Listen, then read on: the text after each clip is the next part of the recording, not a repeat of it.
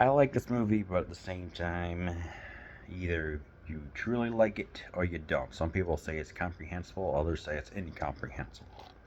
Well, the dude abides, the Big Lebowski. The Coen brothers' irreverent cult hit comes to DVD as a collector's edition with all new bonus material.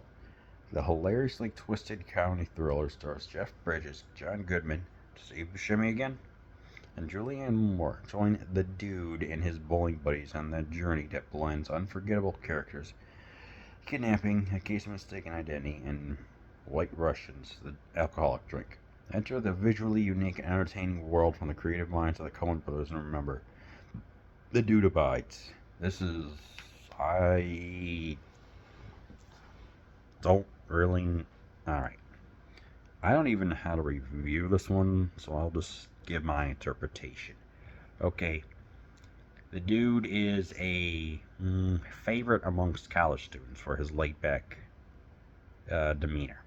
A man that, was is unemployed but has his own, seems to be content with life, but when the need arises, it's like saying, hey, there's a woman being kidnapped, shows genuine concern and actually wants to do it, but at the same time is content to wear a bathrobe,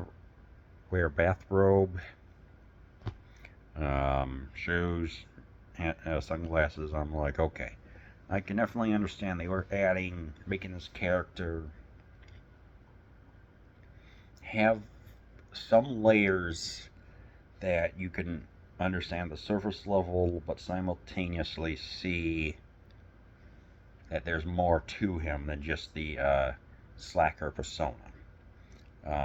So it definitely adds an intrigue to what he is, and as he's trying to get his rug, because a couple of thieves break in, they mistake him for another Lebowski.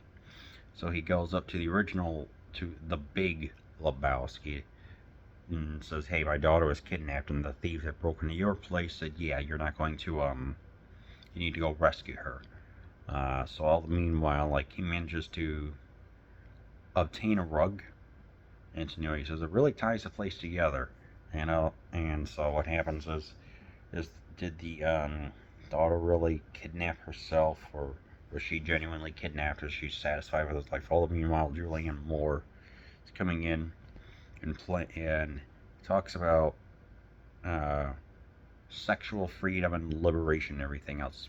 She's introduced. She's trying to create a painting. She's on this like roller or whatever that rolls around, brings it down, and then two men assist in unhooking her. And I'm like, okay, that part I don't think I've ever really seen explained. So maybe it's a sign of like frustration or freedom or something. I don't know.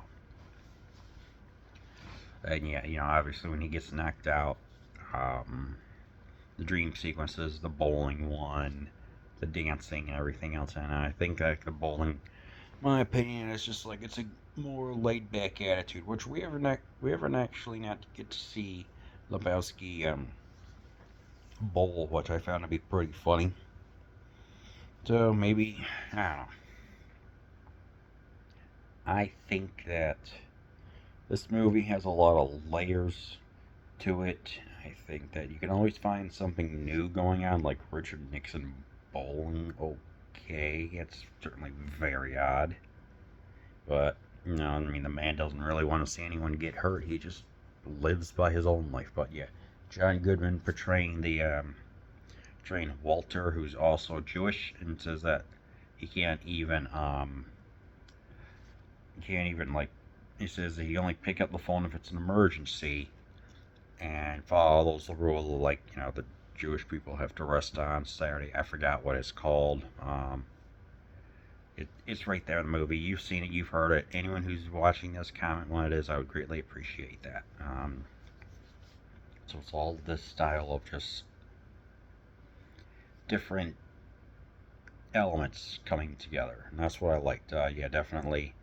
Goodman is probably with his over-the-top reactions when he goes down, when he gets the PTSD and starts like procuring a gun, which actually does help when they're facing off against a bunch of nobodies, Germans or whatever. And I'm like, wait, what? So yeah, this is obvious. What I did read was that it was kind of a subversion of what 1940s noir movie was that? Was that?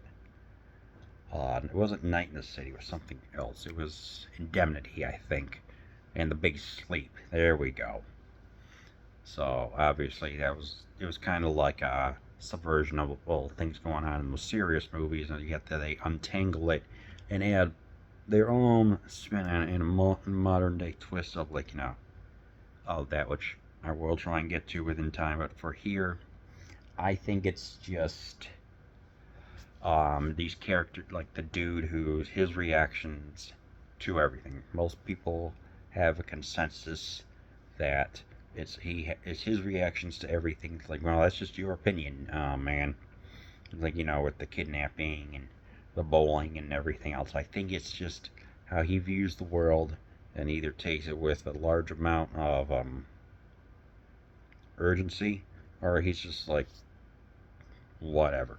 That's is what I think is going on with him, and how everyone else takes it so seriously. Especially, I think part of it was just another, I guess, another subversion is having all this conversation. What does it lead up to? Specifically, when the Big Lebowski is talking, like when they receive supposedly a tow from his daughters, they were talking about opera, and he goes on for 2 minutes to make it seem like that it's something important, but then it gets subverted into saying, hey, he could have really just said something, and Philip Seymour Hoffman could have just, rest in peace, could have presented the evidence right there, which I'm like, okay, now I understand what's going on. So yeah, music is great. Of course, the line about the Eagles is great. Glenn Fry didn't like it, but Don Hendel found it to be funny. That's always legendary. For me, I'm just trying to figure out more of like what the jokes, like what the dream sequences mean. I know that in where was that? Well, the Maltese Falcon, a person's spike gets drinked, and they have that legendary scene of walking, and then his spike, and then his drink gets spiked, and he has those weird dreams. So I guess that was kind of like a little tribute, if you will, to that. So I'm like what you did there. These guys know their film noir. So yeah. Am I missing anything else? No, I would say yeah, pretty much how you interpret it. It's like either you'll really like this or you won't. For me, I freaking loved it. Steve Buscemi plays a nitwit in here. It's pretty funny. But yeah, good range from him. But yeah, definitely highly recommend The Big Lebowski.